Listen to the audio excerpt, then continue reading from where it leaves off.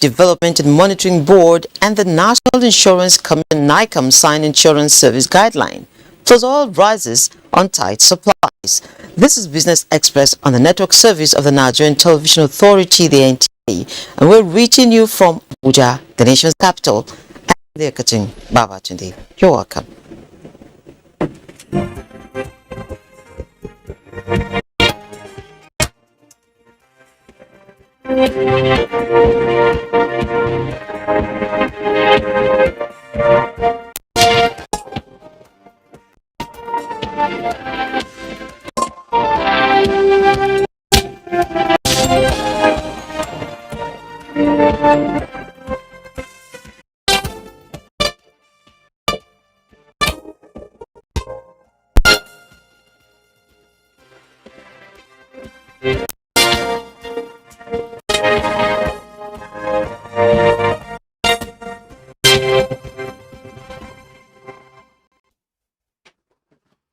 Good morning to you. Data from the Apex Bank indicates that borrowing through ways and means advances from the Central Bank of Nigeria by the federal government has risen from 17.46 trillion naira as of December 2021 to 19.01 trillion naira.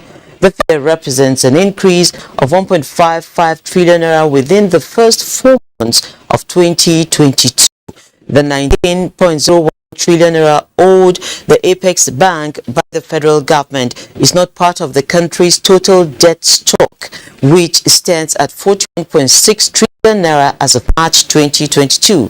The public debt stock only includes the debt of the federal government of Nigeria, 36 state governments, and the Federal Capital Territory.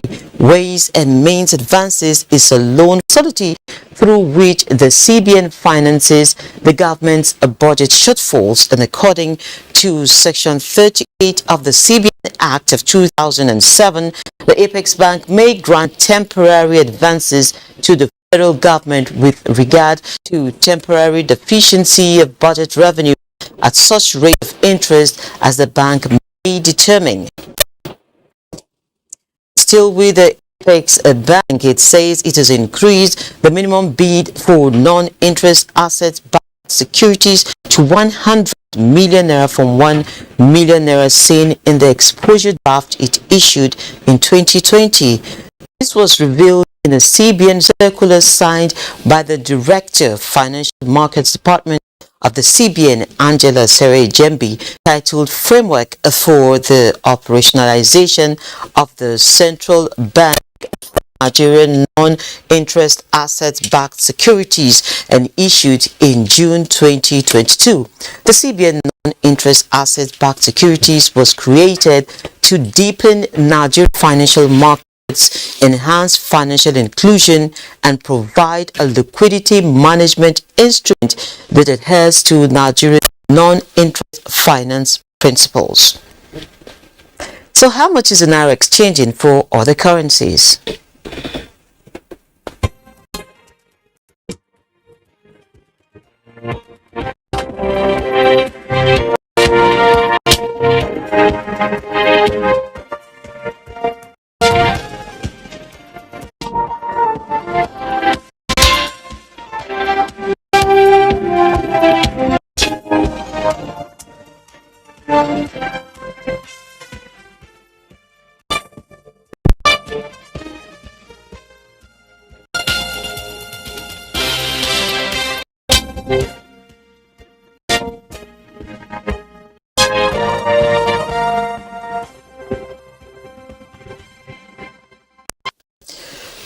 Three years of unbroken democracy has witnessed the implementation of different national plans, economic reforms, monetary and fiscal policies, and all aimed at putting the economy on the growth trajectory. Now, how far has this helped the growth pattern amid recovery from COVID-19 and now energy and food crisis propelled by the Russia and Ukraine war? To discuss these issues, of course, bedeviling the whole global economy, with me in the studio is Splendor Agbonpolo, Executive Director, Initiative for Leadership and Economic Watch in Nigeria. You're welcome to Business Express, Mr. Splendor. Thank you. Yes, and I hope you're having a very splendid morning. Yeah, great. Great morning. Okay, so we want to have your take when we talk of 23 years of unbroken democracy. How would you rate the economic performance of the nation? Of course, 1999 till now. From the look from 1999 economy, it was at a time relatively to what it is at this moment. You will see a little. You see a very wide disparity as to what the economy was and what it is at the moment. If you look at the statistics, it's very clear. At 1999, the debt rate was low as at that time. And if you consider the debt rate now, the debt level now at the national external debt is at very high, at a high level. So making comparison, that is to say that democracy has not felt well in terms of impact that it has made in respect to Freedom of Information Act was passed into law as to the coexisting of Nigeria as an entity. In that respect, democracy has really felt well.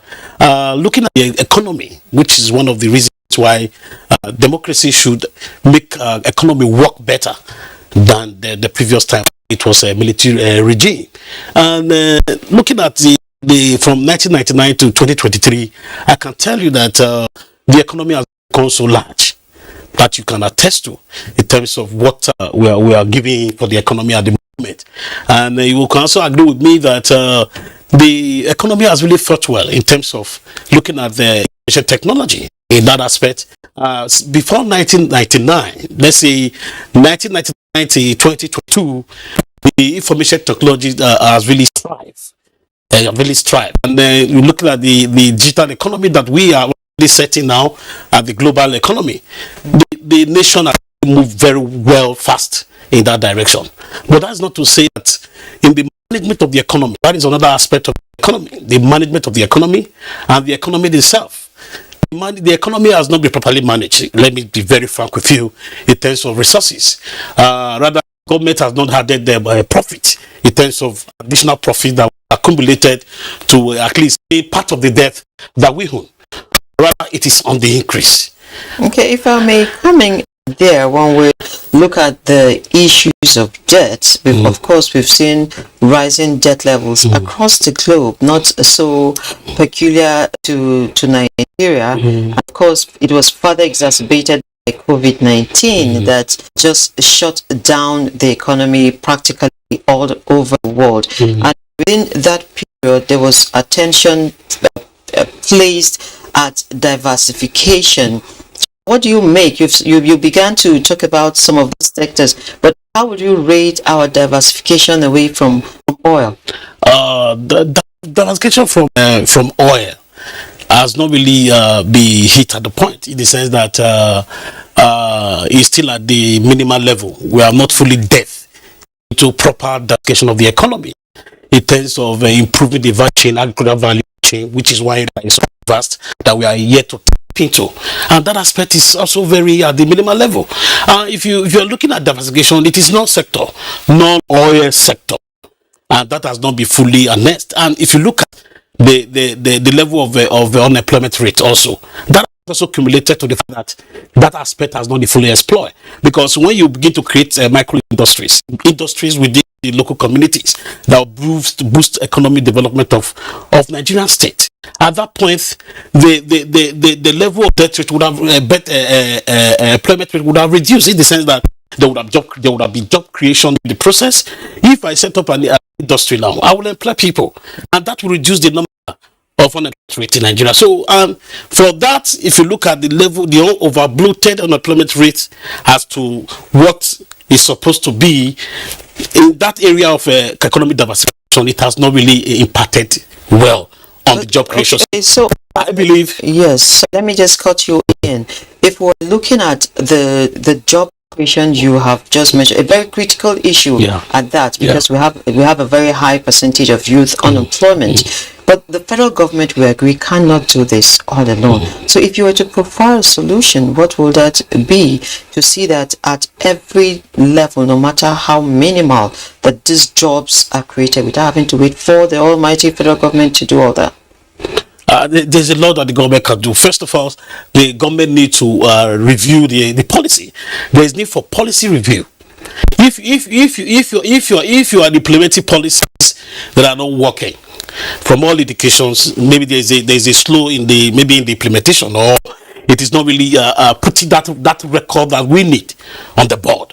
It means that there is need for the government to sit down and look at the policies, and look at how some of these policies can be reviewed and be redirected and re-engineered towards profit making, so that we will not just be a consuming nation, but rather will be a profit-making nation.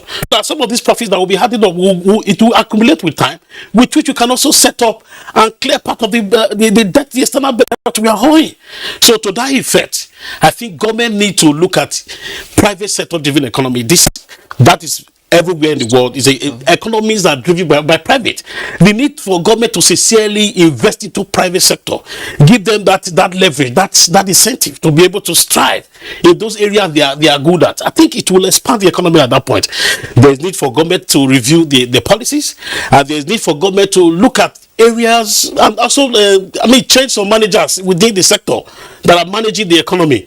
If the managers are not also doing very well at their point of engagement, the government cannot be done by one person. Government is exclusive. It has to do with department. It has to do with several institutions of government that put together, that make up a government. If all the institutions are working and the heads there, they are doing very well, it will accumulate to the center to bring about national development. So there is need for government to sincerely put in resources, let it get to those that really need it to do business in Nigeria, to be able to generate revenue, and also to also create employment. And government need to also increase their tax base, not on multiple taxing, but I'm looking at tax base. You have to increase your tax base to be able to set up, initiate measures to create, generate revenue that will expand the economy. It is very also important at this moment to be able to cushion the effect of the COVID-19 that really impacted on the nation negatively. Okay, so what will be your assessment on monetary policies around this period? That is very critical, and I want to be very frank with you on that. When I was looking at making my research on the level of price control as at 1999, before 1999, and taking a look at 23 years of democracy, when I did my comparative analysis, I realized that the price control as at between 1993 to 1999, the price control was very effective. Government control prices of goods and services in the market, and that also will add to the economy. If government is not in charge of controlling prices of goods and services in the market, that means that's a serious problem, and that in time it will accumulate to a serious crisis, economic crisis. You can see inflation now is high. As of last year, it's ended at 15%. Now, there is even a projection that before December, the debt rate would have increased by 45 trillion. That is very alarming. And there is need for government to look at how this debt can be reduced. Let's say, for instance, government can decide to there is a Supreme Court judgment that sanctioned that oil companies that are owing about $60 billion. If some of these monies are recovered, if government can go on revenue recovery drive to begin to recover some of these monies that is being owed by these oil companies, with it we can settle part of the debt, and that will reduce inflation, and that will improve the economy drastically. I think it's not even just about the oil companies. I don't have the figures of it right now, but I'm certain also through Project Lighthouse, there's been a discovery of just within, I think, about between 5 and 10 MDAs, if I'm correct, that we have people doing business with government who says government are owing them, but at the same time, they are also owing government money in trillions as well. How do we reconcile this? It's about management, monitoring and evaluation control. It is poor here. It is all it's on the end of the paper.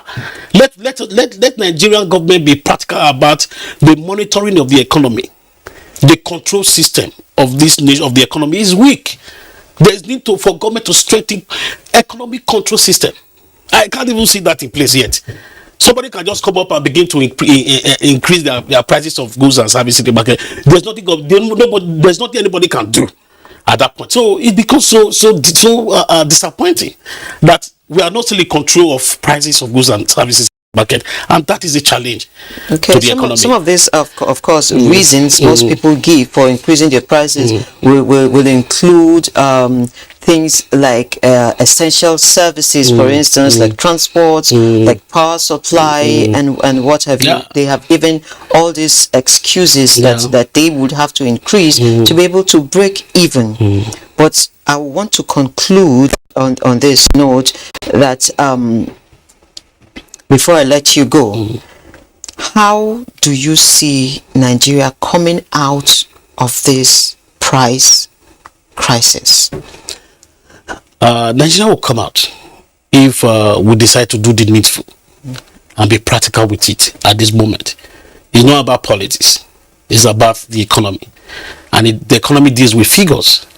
You must be able to put the statistics together, dot the lines and cross the T's for you to be able to have results.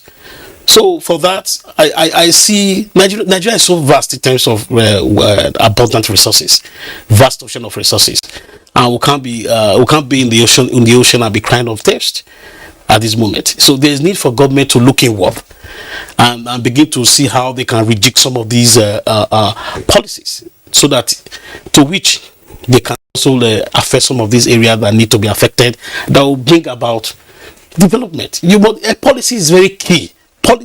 Proper policy implementation is key to any economy in the world. You can't jettison it. So they need the sustainability of any country, of any nation in the world, is predicated on the need for the government to continue to make profit by doing business and be getting return on investment, profit, to be able to grow the economy. If the country is not, if Nigeria is not making profit and is not having up, so we are not growing. That means that we are not growing. So essentially, monitoring and evaluation is key. It's very key to national development. Okay, I must thank you, Mr. Splendor, for coming on the program this morning. Mr. Splendor is an ambassador of peace and national development, and of course, executive director, Initiative for Leadership and Economic Watch in Nigeria. Thank you. Yeah, have a nice day. It's a pleasure. Thank you. So next is our Surviving COVID-19 series, as put together by Olainka Ojo.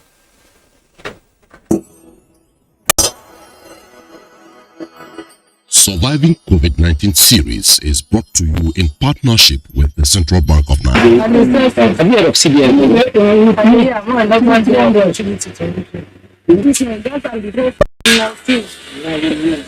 They said that time after this COVID-19, that my market will not go like before.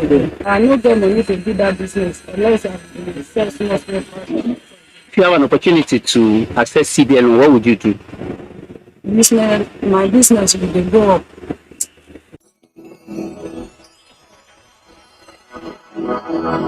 Surviving COVID-19 series is brought to you in partnership with the federal government, through the Minister of State for Industry, Trade and Investment, Mariam Katagum, has called on the World Trade Organization WTO members to work collectively to undertake reforms that will revitalize the organization and enhance its role in global economic policy making. The minister stated these at a session on challenges facing the multilateral trading system during the 12th World Trade Organization Ministerial Conference taking place in Geneva, Switzerland. She stated that members have a shared responsibility to work collectively to strengthen the WTO and undertake necessary WTO reforms that would revitalize the organization and enhance its role in global economic policy making. The minister said Nigeria believes that members need to seek innovative solutions to the multifaceted challenges of the WTO to ensure it adapts to the evolving global socio-economic environment and remain relevant. The federal government says it is targeting 70% of broadband penetration and not more than 390 naira per gigabyte by 2025. The Minister of Communications and Digital Technology, Issa Pantami, said this while delivering a keynote address at a conference and exhibition of Association of Telecommunications Companies of Nigeria (ATCON) in Abuja. The program tagged National Strategic Mobilization for the Actualization of National Broadband Target of a 70% conference and exhibition had the theme realizing the new set target of 70% of broadband penetration. Pantami, who was represented by the Director of IT Infrastructure Solutions Department, National Information Technology Development Agency (NITDA), Dr. Usman Gambo Abdullahi, said broadband is the backbone of a digital economy. He added that the event is aimed at x-raying the current level of broadband penetration and consider areas of improvement not only to achieve the 70% broadband penetration but exceed it. Let's now take a trip to the commodities market.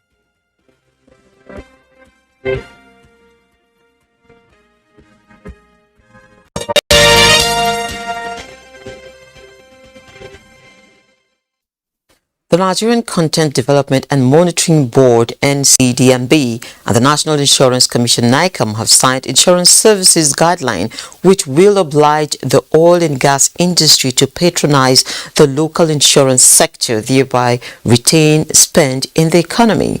The guidelines will also address loopholes that have been identified while implementing the provisions of the Nigerian Oil and Gas Industry Content Development Act, particularly sections 49 and 50, which deals with insurance of oil and gas activities. The Executive Secretary NCDMB Simbi Kesie Wabote and Commissioner for Insurance Sunday Thomas signed the guidelines on behalf of the organizations in Yenagua.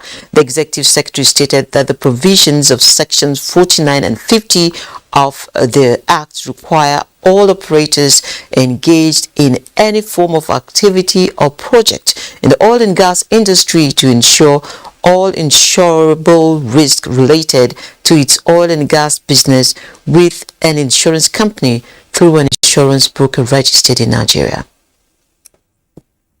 Oil prices rose on Tuesday in a session of volatile trade as tight global supplies outweigh worries that demand would be pressured by a flare-up in COVID-19 cases in Beijing and more interest rate hikes. Brent crude rose 26 cents to settle at $122.27 a barrel. U.S. West Texas Intermediate crude rose 26 cents to settle at $120.93 a barrel. Trade was volatile with prices down about $3 a barrel earlier. The Nigerian equities market maintained its bullish performance last week to close the week positive as the all-share index gained 0.55% in the week ended 10th June 2022. Figures released by the Nigerian Exchange Group shows an increase to 53,201.38 index points, while market capitalization rose to 28.68 trillion naira. A total of 1.83 billion shares valued at 19.4 billion naira were traded in the week across 21,723 deals. All other indices finished lower with the exception of NGX 30 CG Premium Mary Value Oil and Gas Lotus Islamic Index and NGX Industrial Goods Index, which appreciated while the NGX ASM Index closed flat. The financial services industry led the activity chart in terms of volume of shares traded, while 1.17 billion shares valued at 12.4 billion naira in 10,657 deals.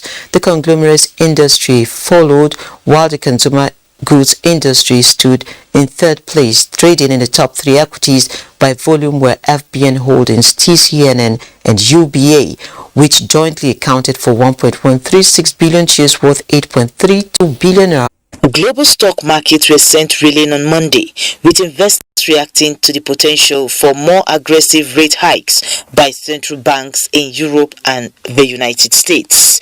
European stocks are expected to open in mixed territory on Tuesday after sharp declines in global markets on Monday, amid fears that the central banks will be forced into aggressive monetary policy tightening with inflation remaining high. Shares in Asia Pacific mostly tumbled on Tuesday after the S&P 500 fell overnight and closed in bear market territory. In Hong Kong, the Hang Seng Index recovered from earlier losses and was hovering above the flat line 0.30%. Nikkei 225 in Japan fell 1.32%, while the Shanghai Composite up 0.42%. US stock futures on their own part rose early Tuesday morning after the S&P 500 on Monday dropped back into bear market territory ahead of the Federal Reserve's two-day policy meeting this week. Dow Jones Industrial Average rose 301 points. S&P 500 and Nasdaq 100 futures are both on the positive lane as well. African markets have just opened with no figures yet as at the time of this report. Boss said able Business Express. And of course, this is where we drop the anchor. The program returns tomorrow at 3 p.m. Do have a wonderful day ahead.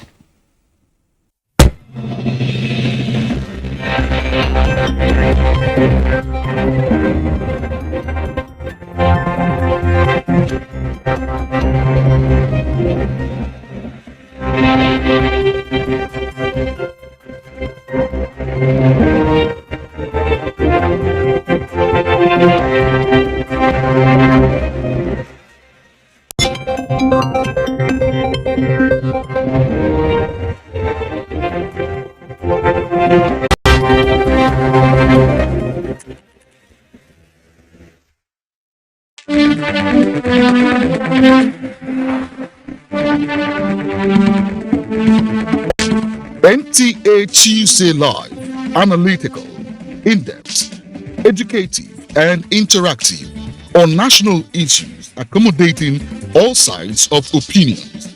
We as a people have understood that we have to fight corruption before it fights us back. Poverty has a financial index, so it should be fought also with a financial weapon. Give it to the social investments program. It has been a very courageous battle. Tuesday Live, every Tuesday at 10:30 p.m. Join us. From dusk to dawn, 24 hours a day, NTA International is with you in your living room, office, everywhere and anywhere. We provide the company you desire in terms of balanced and up-to-date news, programs, and the best of entertainment. Tune in to DSTV channel 251, GoTV channel 91, Freeview UK channel 264, or you can download www.visiontv.co.uk. App for iOS or Android. You can also see us on Facebook and YouTube for quality content on the go. NTA International, Africa's window to the world.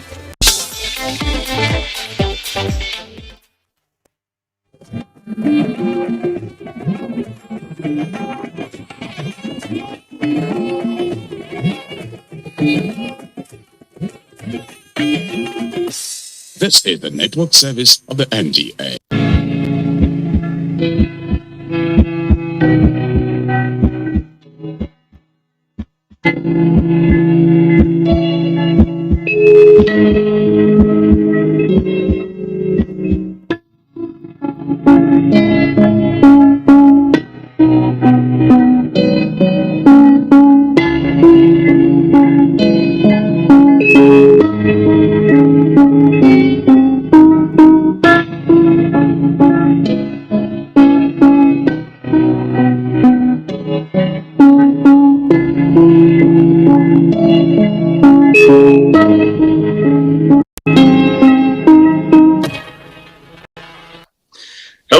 welcome to Africa's #1 TV health show, Your Health in Your Hands. My name is Dr. David Ajibade, and I'll be your host today. Remember, our goal is to provide the average Nigerian, average African, probably average Black person with the tools and the insights they need to be able to take control of their health. And as you know, as we've been saying this for the past 3 or so years, that the way our bodies work is not exactly the same as the way of the average white person's body works. And so we need to understand the differences so we can actually intelligently take control of our health. Now, let me take you to attention to this picture. From the picture, you can see that cardiovascular disease is the #1 cause of death worldwide. Well, you may be saying that, well, that doesn't apply to us Africans because our own is malaria, infectious disease, and so on, and tuberculosis, and so AIDS, and so on and so forth.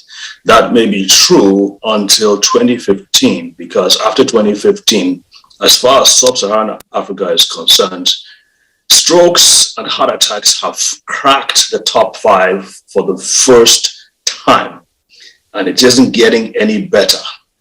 We are now seeing that over 80% of all strokes, and this is from the World Health Organization, 80% of all strokes, of all deaths from strokes, I should say, will be happening in the third world countries, especially African countries, maybe particularly sub-Saharan African countries.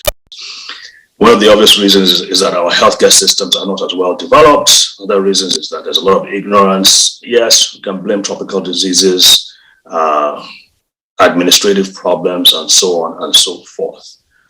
But it points to one fact. In the midst of all that, it certainly means that we have to be able to take control of our health. In other words, we need to understand the practices and principles that strengthen our cardiovascular system and the practices and principles that weaken our cardiovascular system so that we can adopt the former and, shall we say, refrain from or eschew the latter. Anyway, that's what we're going to be talking about in the next few minutes. So please, if your friends and family are not around, call them, text them, do whatever you can to get them on after this our short break, because this is going to be super, super, super important. All right, see you soon.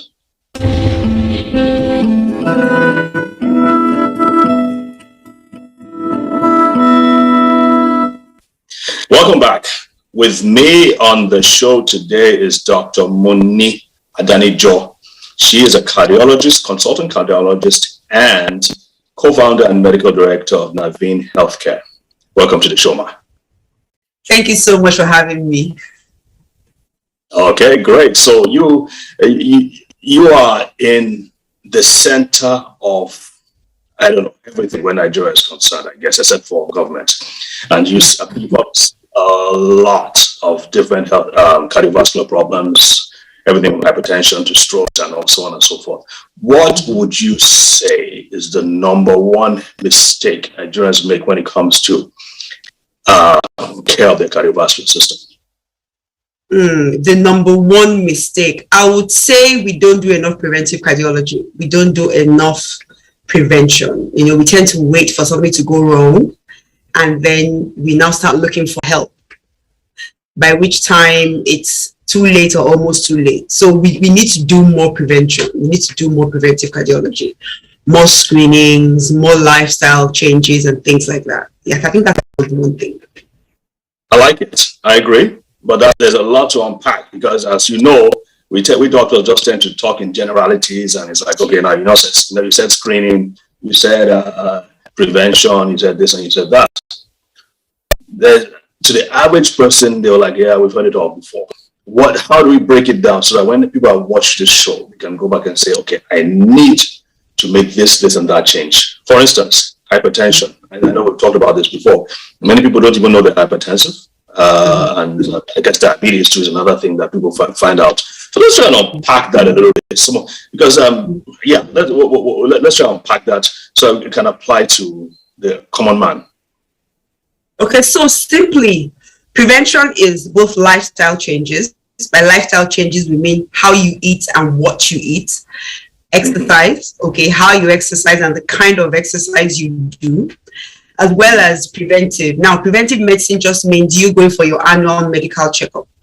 Many people think annual medical checkup is what the rich people do or is what fancy people do. Some think it's expensive. Some think doctors always find something. There are all kinds of myths surrounding preventive health. And it's as simple as just doing your blood pressure. The average pharmacy store in Lagos, do free blood pressures. So if you have malaria, for example, you're going to buy malaria medicine or you're going to buy painkillers or something, just ask them, can you please do my blood pressure? Many of them even do blood sugar. Just ask them, can you please do my blood pressure and blood sugar? And you're going to pay almost next to nothing, to get those checks. Right. Another issue is many people, once they check their blood pressure and it's high, they keep making excuses. Oh, because I didn't sleep last night. Oh, because someone annoyed me before I came in. Oh, it's because I'm stressed. And then this festers, they don't seek help, even though they've even checked, they know. Or the ones that actually go for the fancy checkups and they get their results and the result says you have this, this, and that. They have this God forbid mentality. They just put the results in their drawer and they're like, it's not my portion, and they forget about it. But that doesn't mean that they're not hypertensive or diabetic or they have high cholesterol. Yeah. So there's a lot of denial in the air, obviously, and we all know about that. Even when people say it's not my portion, many times with the people they hear it from, this is my own opinion, people they hear it from, they don't realize that those same people who are saying it's not my portion, they have an army of medical doctors who are taking care of them, who are watching over their thing. So it's not just about them saying it's not my portion and have faith. They have an army of doctors who watch them every step of the way and make sure that they are healthy. But the average person doesn't have access to that. So it's very important that you don't take things for granted and you don't live in denial. I think it's a big thing where we're concerned. I don't know whether it's the African thing or whatever. We're just like, that's somehow God is going to take care of it. All right. So I think we all know that. But another thing that I'm seeing, and we're going to go back into prevention a little bit, is that we're seeing that these diseases or hypertension and atherosclerosis and so on and so forth don't just start when you're in your 40s and 50s. The seeds of these things have started way earlier. And I think that, so before you become hypertensive, there are already things that are happening in your body that make you compromise your cardiovascular system, for lack of a better word. Can we, go further upstream and let's examine some of those things? Okay, first thing is your family history of illness. If your parents, either one of them are hypertensive, or either one of your parents had a stroke, or either one is diabetic, or either one died of heart disease, then you're at risk. Even from the day you were born, you are at risk. Now, you being at risk doesn't mean you're definitely going to get hypertension or diabetes, but you have the risk. Now, other things are eating habits. The habits we have as adults, they are formed when we're children. Right. You understand? So many adults are obese because they didn't learn how to eat properly. Many adults don't exercise because they didn't learn they need to exercise when they were younger. It's not part of our culture. Honestly, I agree with that culture as well, because for someone like me, sometimes when you're walking on the road in Lagos, you're walking down the road to buy maybe milk or something, people pull up and say, oh, are you okay? What happened to your car? Why are you walking? What's going on? It's almost like, what's wrong with you?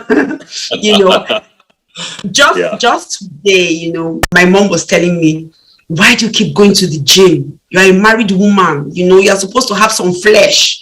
So the culture kind of encourages people to be overweight, because in Africa, when you're overweight, then it means you have arrived. It means you're wealthy. That's right. It means you have a good amount of cash. So you can't afford to be skinny, quote unquote. You understand? Right. You understand what I mean? Right. Yeah. So apart from your hereditary and you're inheriting the gene for hypertension and diabetes, also your lifestyle from when you're young and the habits, things like not wanting to waste food. We see a lot of moms ending up being the family dustbin because daddy ate food, he didn't finish it. Junior ate food, he didn't finish it. And mom goes, I can't waste this food. So she eats everything, even though she has had her dinner. And then mommy starts ironing. Right. So before the break, let's talk about that food aspect a little bit, because we just say food and food in general. One of the problems I see with the Nigerian food, first of all, you don't see anywhere in the world where they use the Nigerian diet as the archetype or as the example of healthy food. We hear about Mediterranean diet, we hear about Japanese diet, we hear about whatever, vegetarian, whatever, but you don't hear about Nigerian diet. And one of the things I used to point out when we first started this show was that this our propensity for starchy foods. I'm from Ikiti, so I mean it's not abnormal for you to eat 3 times a day, and even the where the nutrients really should be, like in the vegetables and all that, we cook out of it. We really cook and fry and whatever. So even the nutrients that we're supposed to get from plants, we're not there. So we're left with very, very little options when it comes to protective nutrients that can protect the cardiovascular system, protect the brain, and so on and so forth. Let's talk about some of what you've seen about diets a little bit before the break. Okay, so the Nigerian diet is heavy on carbohydrates. It's heavy on starch. Yeah. And we don't emphasize protein enough. And like you said, the vegetables are cooked within an inch of their lives. Yes. So the education now, what I tell my patients, because the honest truth is that in Nigeria, it's hard to get so much fancy food. Everything is imported, dollar is going up, everything is expensive. So even though people are trying to be on a healthy lifestyle diet, they still can't afford, foreign food per se. So, but we can customize our Nigerian food to make it healthier. Take, for example, if you take less portions of starchy food, so less portions of your pounded yam, eat more vegetables. And then now we're telling people, don't overcook your vegetables. Steam lightly, just rinse, steam lightly. Make sure they're still crunchy when you're eating. You understand? Eat more protein. Now, healthy protein, fish is relatively cheap, eat more fish. And it comes from when we were young, this poverty thing. Oh, only daddy eats fish. Only daddy is the biggest piece of meat. The kids are not allowed to eat meat. It will teach them how to steal. Things like that. So people are just, or egg, thank you. The things that are good for you. People say, no, it's not good for children. Oh, no, things like that. So I think with education, that is going to change. And that's why a show like this is fantastic. Because when people watch the show, they realize, okay, so I can actually still eat my Nigerian food and still be healthy. Just cook it in a different way and change the proportion of what's on my plate around. And then it wouldn't be that bad.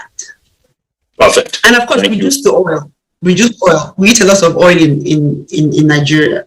And that's a great point too. And what we're beginning to find out is that even vegetable oils, the so-called healthy oils, groundnut oil, vegetable oil, canola oil, and so forth, are actually not as healthy as we think they are. Especially when you fry them, they're actually quite bad. So, but I guess that's another story for another time. Let's take a short break now, and then we will be right back.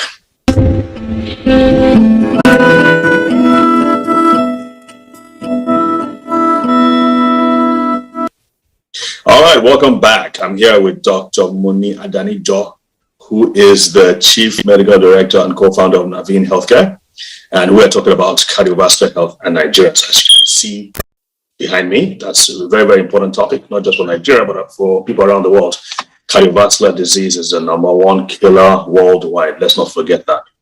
Anyway, we're going to be talking about a lot of other things, just not today, but in the next shows or next episodes. Things like about why sitting down for too long could be a problem, why the health of your teeth, the health of your gums, your mouth can affect your cardiovascular health, what happens when your heart gets old, for those in their 70s and 80s, what to do about it, and so on and so forth. So we're going to really touch on all these small things. But today, we're specifically focused on women's health, the health of the female heart. And as you notice, and I'm sure she's going to talk about it, women's heart health was a few days ago. So let's talk about women's health and the heart, Moni, for a few minutes, because I think that's very important. Okay, so many people, think that all women's health is about is breast cancer and cervical cancer. People forget that women have hearts as well. And it's interesting to note that even in women, heart disease and stroke are still the leading causes of death in women. That's right. And it's interesting because the symptoms of ischemic heart disease in women are different from those of men. It's not as dramatic. Well, yes, it's not as sometimes they have the dramatic, clutch my heart kind of chest pain. But many times what they feel is a ache. Sometimes what they feel is just pain in their jaw. Sometimes what they feel is just nausea, or they just pass out. So they have such non-specific symptoms that people tend to overlook. You wouldn't know she's having a heart attack until it's too late. Many screening programs, get towards women, just talk about, examine your breast, do your pap smear. They forget that heart disease is still the leading cause of death in women all over the world, even in Nigeria.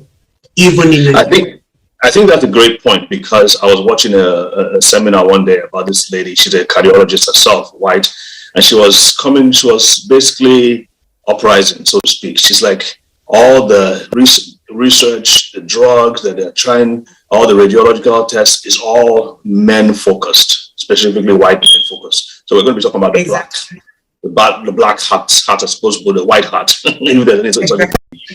And she was complaining that they're not really that they just extrapolate whatever they find in men. They say they assume that that's what happened in women. And very interestingly, she showed pictures of what cardiovascular disease looks like in the arteries of a man and what cardiovascular disease looks like in the arteries of a woman, and how the pattern of blockage is. And from the picture, you could see that they were totally different.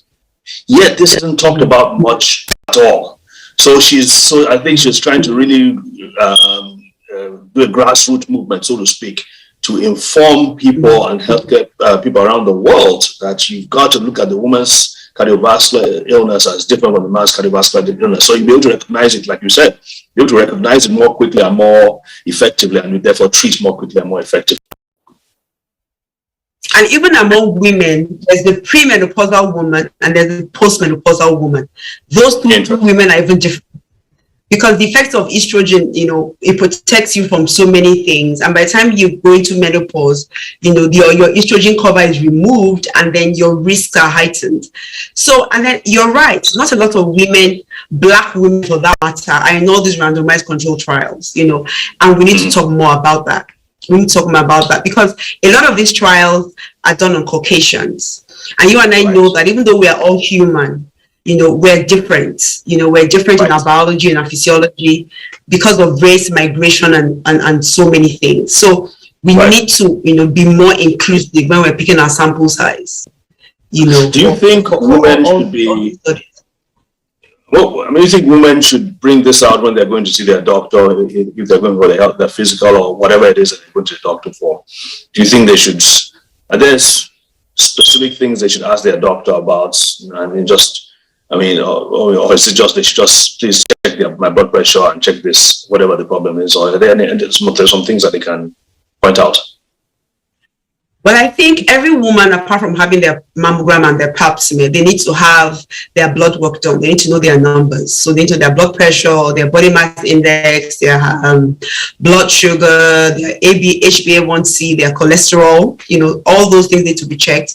And ECG needs to be done. Thorough examination also needs to be done. So that we can know the state of their hearts. Because the prevalence of hypertension in Nigeria, male and female, is almost equal. I think it's male 51, women 49, or something like that. So it's almost the same. So even though it's commoner in males, but the difference is really not much. So we have quite a number of female hypertensives as well, than what we think we do have.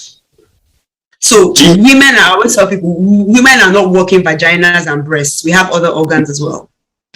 So let's talk about real quickly about belly fat. I want us to touch on that before we end this show. Talk about belly fat, because again, going back to your whole thing about Nigerians, we have to have big belly to show that we are, we have made it. So it's interesting to note that people just think fat is just a thing that just stays there.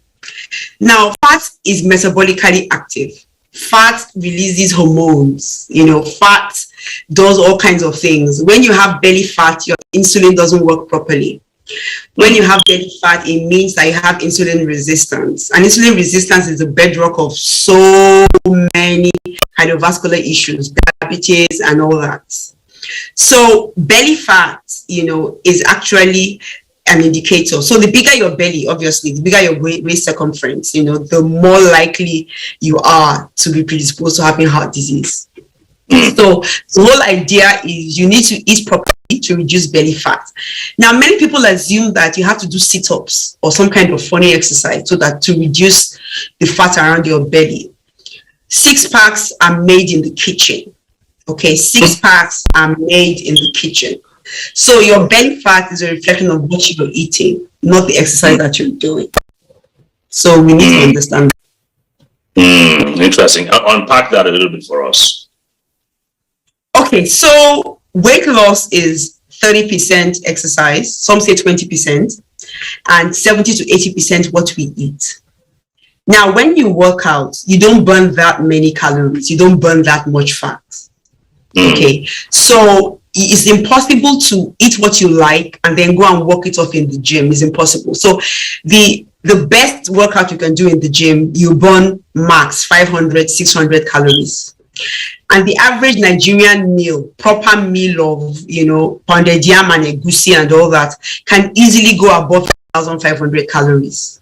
So even though you've worked out today, you've burned 500 calories, but you have consumed more than that. So you can't, out exercise a bad diet.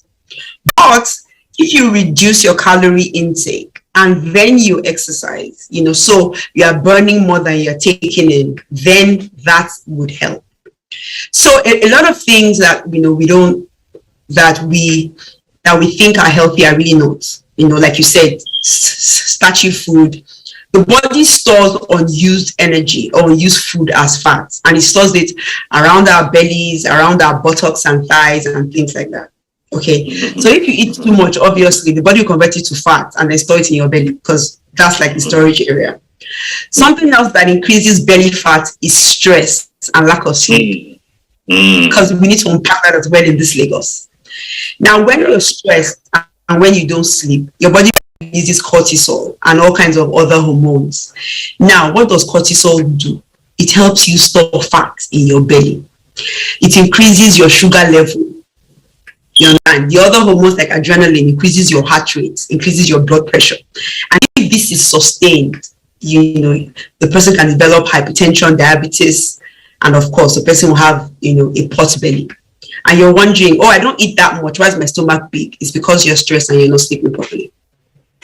I think that is super, super, super important. That whole stress and sleep, and we probably have to do a whole talk on sleep, sleep hygiene, and all that good stuff. Well, one thing I want to say is that people, you need to, if you're sleeping at night, maybe you have 5 hours sleep, 6 hours sleep. You should have 8 hours sleep, but we understand that not everybody has access to that. Make sure that the 5 hours, 6 hours, 7 hours counts. In other words, don't sleep in a room with the light on. Make sure the TV is off. Make sure the cell phone is not near you or your computer. Push them away. I mean, we all make that mistake. But one of the most important things I find out is that you can put those things they put on the plane. You can just put.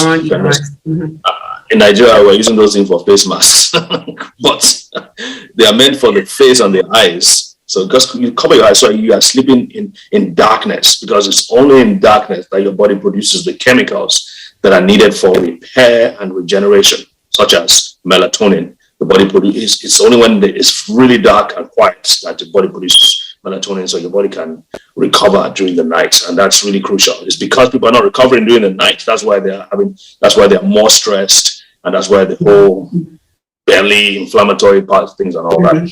Anyway, we are almost at the end, but I want to give you the last word, something to share with our people around the country and around the world. Okay, so to whoever is watching this, don't wait until there's a problem before you have your annual checkup. Now, doing an annual checkup or doing your blood pressure is not just for rich people, it's not just for people that have money, it's for every single human being, okay? If you can't afford to go to a hospital to do a full checkup, at least, go to a pharmacy store, or if in the middle of the market, there are people that walk around with blood pressure machines. Do your blood pressure. Do your blood sugar if you can. And when you are told that you have hypertension, I reject it. It's not a health plan. It's not my portion. It's not a way to treat disease. It's nobody's portion to have hypertension. I always tell people, if you stand in front of a moving train and you close your eyes and say, the train is not coming towards me, and you still stand there and you don't move, the train is going to hit you. So the fact that you reject hypertension doesn't make you less hypertensive than you are. So that's just it. Love it. Absolutely love it. Dr. Muni Adanijo, thank you so much for making the time to do this. We definitely want you on very, very, very soon.